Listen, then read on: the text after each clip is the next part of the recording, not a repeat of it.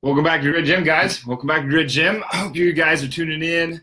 Whether you're tuning in now or you're tuning in later, please slap that share button. Please slap the like button and let us know that you support what we're trying to do here at Grid Gym. We're trying to inspire the experience that you want to live.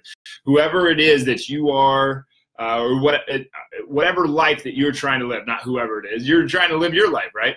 So whatever life that you want to live, whatever life that you dream of, whichever piece of the life that you want to acquire, go get that thing. Don't sit back. Don't sit back and let it come to you, because the likelihood of that happening is pretty low. And if we're pushing out into the universe and trying to make everything happen, the universe is going to reward you for that. Okay, I don't know if I believe in the law of attraction. Otherwise, a bunch of 14-year-old boys be walking around with supermodels on their arms. But I do think, like, you're rewarded for the actions that you do take. Today, we're going to talk a little bit of nutrition and the mindset around nutrition, and mostly we're going to stick on the sugar topic, because the sugar topic is taking up our atmosphere. Everybody is looking to self-victimize on it, and I have a little bit of a trouble just idly sitting back and letting it happen, because it is an interesting topic. Now, the thing is that we are addicted to sugar is the new thing. Over the last couple of years, this sugar addiction has become a thing, and everybody considers sugar to be toxic. By the end of this half-hour deal that we do, and including questions that you guys ask and anything else that goes on, I hope that you see that sugar is not to be afraid of, that you're not addicted to sugar, that you're probably not addicted to anything, that nobody is addicted to any external medium, and that you have complete power over everything in your atmosphere if you will take the responsibility. So by the end of this talk, I hope, oh, and I want to add one more. Sugar is not toxic. You are going to see that sugar is not toxic to your body in any way. Within reason, okay? And all of this stuff, everything that I'm going to say is within reason, okay? If you are in a sugar factory and you're swimming in sugar all day and that's the only thing that you're eating, it's a totally different deal than if we go and have some Haagen-Dazs once a week and the rest of our nutrition was on point. You can commit nutritional murder if you have everything. Like 10% of the time you can commit nutritional murder if you have the other things in place from the get-go. So if you have 80%, 90% of your nutrition on point, you're eating a vegetable the size of you're eating a servings of vegetable at least the size of your fist with every meal. You've got a fruit source at least the size of your fist. You have a protein source at least the size of your palm. You have a fat source the size of your thumb. You are doing a really good job. If most of your meals are like that, you're doing just fine, and you can go commit nutritional murder once a week, and it's not going to hurt you at all. Now, is sugar toxic? Okay, for one, human beings have been eating sugar since before there were human beings. Or animals have been eating sugar since before there were human beings, and they were just fine.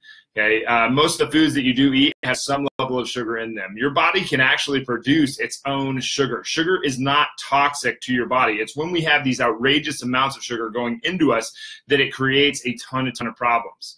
It is not toxic by itself.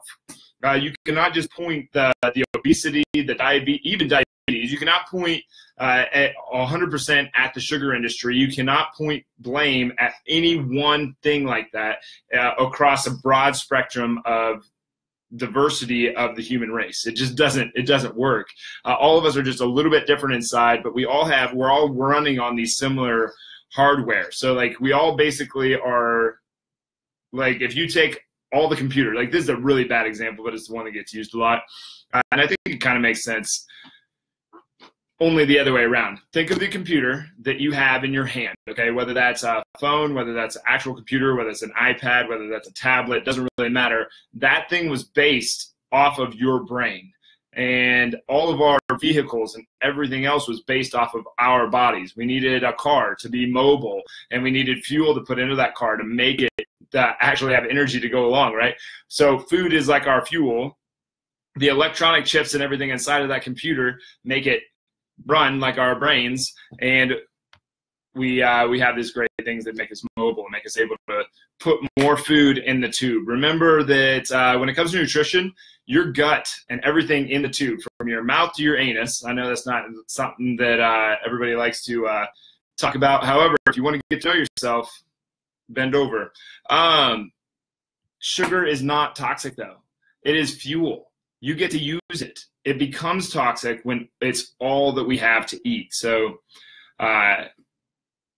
when you consume too much sugar, your body definitely has a reaction where your insulin levels spike up, and then once the insulin goes into your blood, then it sucks all the nutrients out of your blood to try to mitigate what happened with that much sugar going into your body.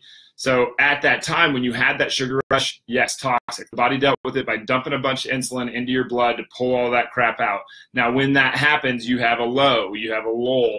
And that's when you get tired, right? Because you had this huge sugar high, you burn off a bunch, but you also slugged a bunch of insulin into you and pulled it all out. Now, this is a little misleading because when we pump insulin in, that happens whether we have a big meal, whether we have a small meal, whether we have a big sugar meal, or whether we have a low-carb meal. It doesn't really matter, okay? It doesn't really matter what kind of meal we're eating. We're going to have an insulin response, and most of our insulin responses are about the same. But when we go through this drastic change in energy levels in our blood, we can feel a little lethargic. This can happen.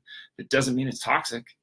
Okay, it doesn't mean it's toxic. It means that we're having too much sugar on a regular basis and we're going through these waves. You don't want to go through these waves. You want to kind of create a mainstream amount. So, and you want to, it totally depends on the person, the amount of activity they're doing. So you would want to match it up to your activity level. So if you're a performance-based athlete where you are playing football, let's say, well, around that time that you're playing football, you want your performance to be elevated, right? So we want a ton of sugar going into your body so that you can play. That's what Gatorade was based on. Gatorade is not based on electrolytes. Electrolytes don't really do much for your performance.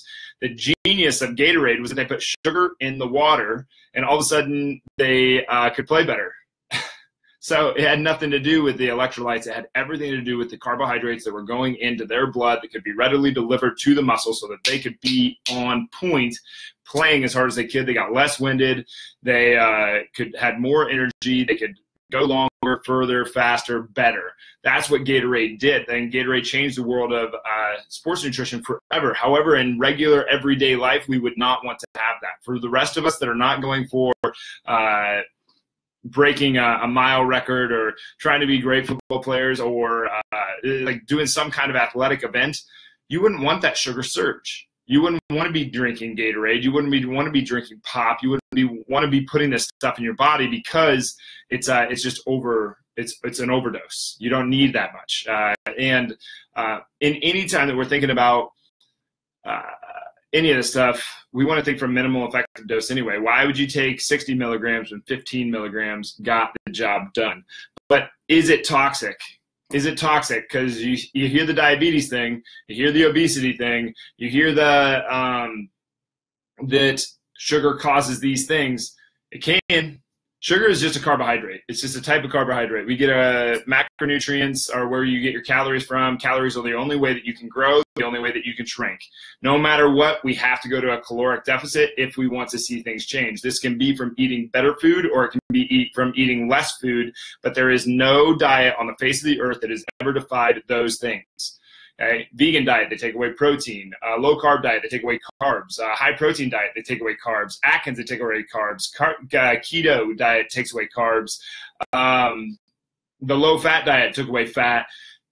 You see what I mean? They take away a macronutrient group, and all of a sudden it creates a caloric deficit. People lose weight, but your metabolism starts to adjust to that, and then they don't keep on losing weight, and then they start gaining it back. So why is sugar not toxic? And why is it not detrimental? Because when you really look at it objectively, all it is that baseline. All it is that carbohydrate. It doesn't go past that. So the other thing around sugar is the addiction part of it. I have a little bit of a weird view around this, partly because I grew up having a what I'd love to dive into is the stigma around drugs and how we're prescribing them to young kids. But that goes a little bit off subject. But I grew up on an amphetamine, Ritalin, amphetamine, Adderall, amphetamine, Concerta, Dexedrine. What's the other one? Starts with an H. Anyway, they're all types of amphetamines. They're highly addictive drugs. Now, millions and millions of kids around the country right now are on these drugs. We prescribe these to 6, 7, 8, 12, 18-year-old kids, and then we also prescribe them to adults. Now, they're highly regulated drugs, and you have to go to a doctor every year to get a physical to make sure that you're not becoming addicted to them. But whether it's a guy in a white coat or a high school dropout that is selling you this drug, it's still the same drug. Now, because I was on this highly addictive drug, I can look at it and be like, well, I was never addicted to that drug, even though it was an addictive drug. Now, you would be led to believe that any person that takes an amphetamine will become addicted to that thing without power and is not responsible for the actions that they have while they were under the influence of that drug. That is absolutely false. You know what you're doing while you're on the drug. And believe me, a lot of people try to say that, oh, Adam, no, that's because you had ADD and dyslexia. Your brain is different, so that drug reacted differently in your brain. You weren't just getting high. No, I guarantee you I was high as a kite every single time that I took that pill. Completely high, just as much as someone on meth. It was no different, okay? And people trying to say, oh, your brain's different. No, your brain is not different. Anybody out there that's taking any kind of these medications is doing the exact same thing. They're getting high. It's bogus to think that they're not. And I think it's a little bit sick on us. This is a little bit off subject, but I think it's totally sick that we do this as a society, that we've been sold on telling our kids that they have a problem, something is wrong with them, instead of looking for the genius that is within them and saying, here's a pill to make you normal. I think that's such a sick and twisted idea that a parent could be considered abusive by not giving their kids these drugs to drown out what is amazing about your kid. And I fully well realize that it would be very tough to deal with a child like I was, or any of these ADD, dyslexic, ADHD kids that are just outrageous and rambunctious and just need to be put in a padded room for 2 hours a day and bounce off the walls completely, kind of like how I'm talking right now. But I was on this stuff for like 15 years and I never got addicted. Every day for 15 years. One day when I was 20 years old, I was like, you know what, I'm just not going to take this crap anymore. I've been on it for 15 years. I've always hated the way it makes me feel. I always hated what they tried to tell me was wrong with me. I don't think that this is actually what's going to happen. It might be a little bit harder for me to get through school, but I bet you that I can. I bet you that every single kid that's out there right now that's on any kind of these drugs would say the same thing. I don't believe that the external medium that people are using to qualify an addiction is what they are addicted to. That external thing, whether it's sex, booze, porn, drugs, sugar,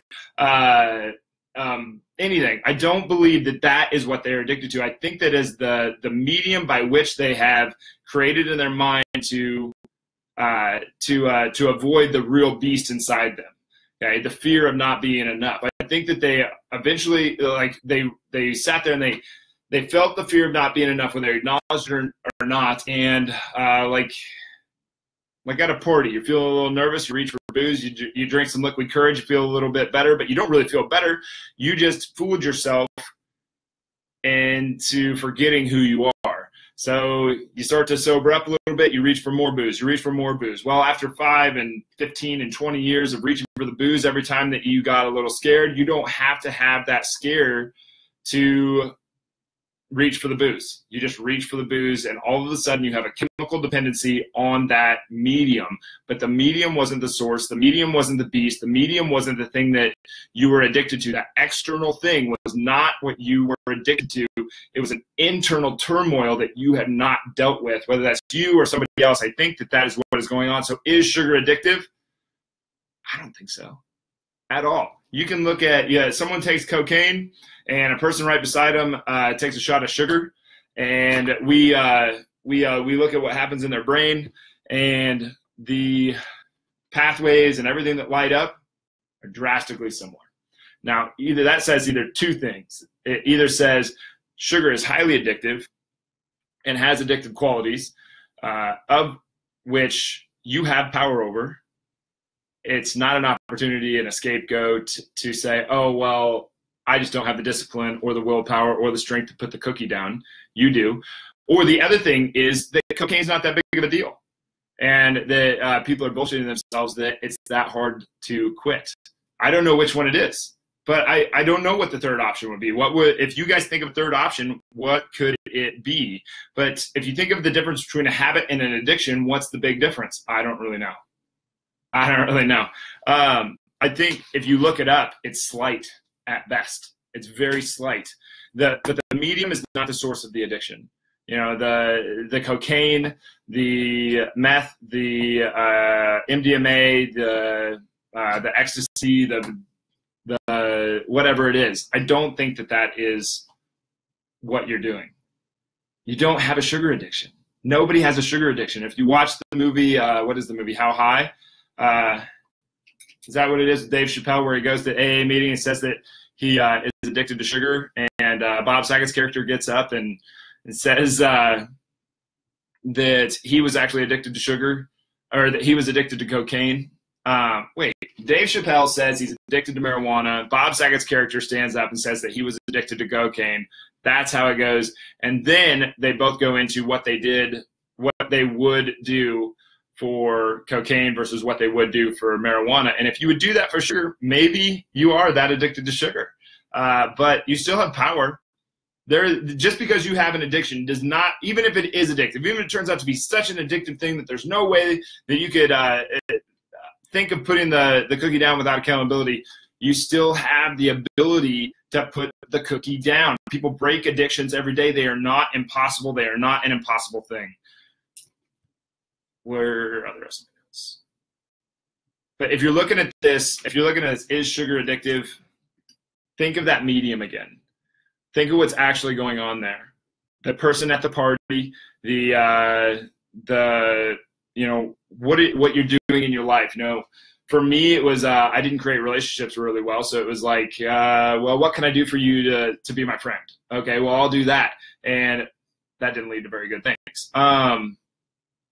You think of what you feel like after you eat some sugar, or you eat a muffin, or you eat a cookie. Okay, 15 minutes, I felt good about myself. Well, 15 minutes, well worth it. Give me another one, and then give me another one, and then give me another one.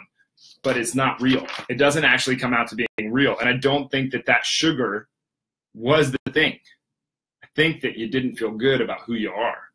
And so you just kept reaching and kept reaching to avoid the pain that was inside, that inner turmoil that an external medium cannot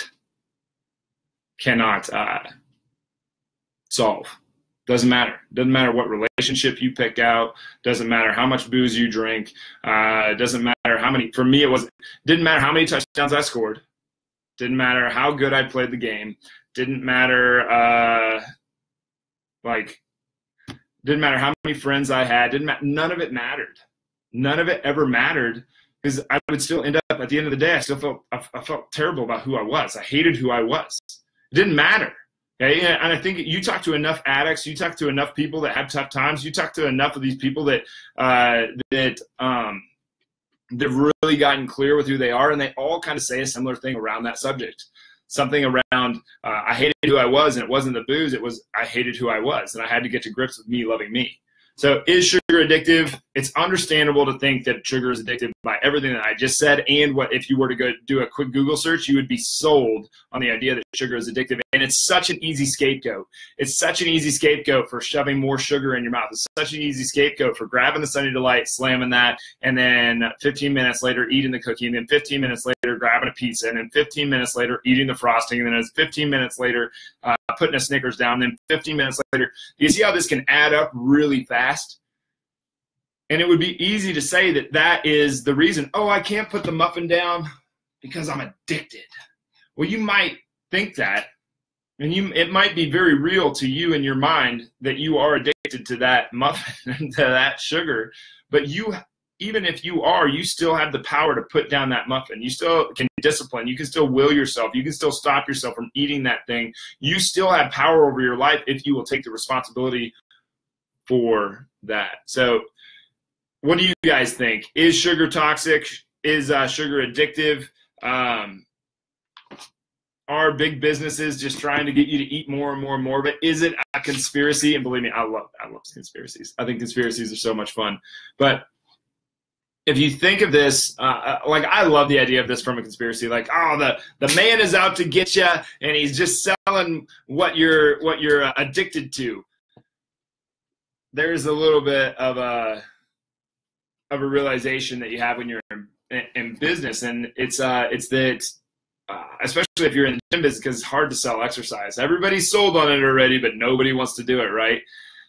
So here's the deal. If big business, if it was all conspiracy by big business to get you to eat more sugar so that your health would decline, so that the healthcare industry could make more money, so that the government could actually take more taxes, and that there could be this whole thing around the universal healthcare system that could be a big conspiracy, which actually has more to it that I won't get into because that's a political nightmare. But I agree with both sides on many levels, and obviously have disagreements on both sides for many levels on the healthcare thing. But are big businesses trying to sell you more sugar? Now, this is the interesting thing about business, is that they're not going to try to get you to buy something you don't want. The marketers and the big businesses, they do not drive you. You drive them. We do it. If you stop at McDonald's, you are voting for McDonald's to have more ads. I'm in a course right now, and they were going over how much McDonald's actually pays to get a customer in the door. I think they pay $1.90 for every customer in advertising. They pay $1.90 to get you to pull up to their window, to get you to walk into their store and buy something. And then they have all these other things in the back end that they're to set you up to psychologically be there for longer. Like when you're a kid, they actually set you up so that when you're an adult, you want to bring your kids back to McDonald's when you're a parent. And nothing wrong with it. They're in business, but the thing is, businesses sell what people buy. They do not try to get you to buy a product that you don't need or don't want, or because it would be a hard sell. They would spend a lot more than $1.90 to get you to come into their store to buy their thing, or to get you to go online to buy their thing. They want the easiest sale possible. That if all of a sudden, like when Pet Rock started, or when the Gigamon started, somebody put that idea out there, it took off. All these other companies came in and started selling all the same things. The market adjusts to the people. The people drive the market, not the other way around. So we can't say that this is a conspiracy thing. We do it. You want to see more of what you want in the world? You got to go buy it. Simple as that. You want to see less Tyson's chicken? Don't buy Tyson's chicken. You want more money to go back to the farmer? Buy grass-fed beef. Don't buy grain-fed beef. You want it to touch less hands, meaning more gets economically back straight to the farmer, right? That's what I was trying to mean there. If you buy grain-fed beef, it's going to go through all these different hands, all the way back to Monsanto, and then supposedly back to the farmer. If you buy grass-fed beef from the farmer, bam, easy switch. Okay, you want to see more exercise? You go to a gym. You want to see less Pop-Tarts on a shelf? You go and you buy less Pop-Tarts and you buy more broccoli. Whatever you want to see, you drive the market. People drive the market, not the other way around. So you can't really blame big businesses for the amount of sugar and junk that we are buying, because it's our fault. We do it. And I'm not saying to never buy a Pop-Tart again if Pop-Tarts are your thing, but maybe you lessen it a little bit if you can, which you can. But what I say at the beginning of the video, sugar, that you'll see that sugar is not toxic.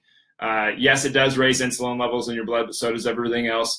And yes, your pancreas can get worn out if you have too much of it, if you're putting it in all the time. Yes, it does turn your brain on, just like cocaine, or it has similar pathways to cocaine, an addictive drug that we classify as addictive, but the medium is not the addiction.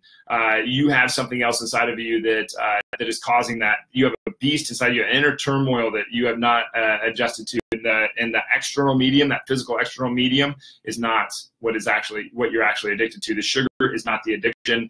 And if sugar really is an addiction, then cocaine must not be that big of a deal. And what else did we say I was going to cover? I hope I hit it, but it's definitely not a conspiracy. Joanne says, my favorite argument against the fact that sugar makes kids hyperactive: kids go to a party, have cake, and come home all wound up. Chances are anytime you have a group of kids together, they get wound up. I've also had kids tell me, oh, red Kool-Aid makes me crazy. Joanne says, bingo, now they have an excuse for their behavior. The red Kool-Aid. Yeah. Sugar just doesn't, it doesn't create a reason for, it's an easy scapegoat. It's an easy way to be like, oh, I'm hyper because of this, or I can't put the cookie down because I'm addicted to it.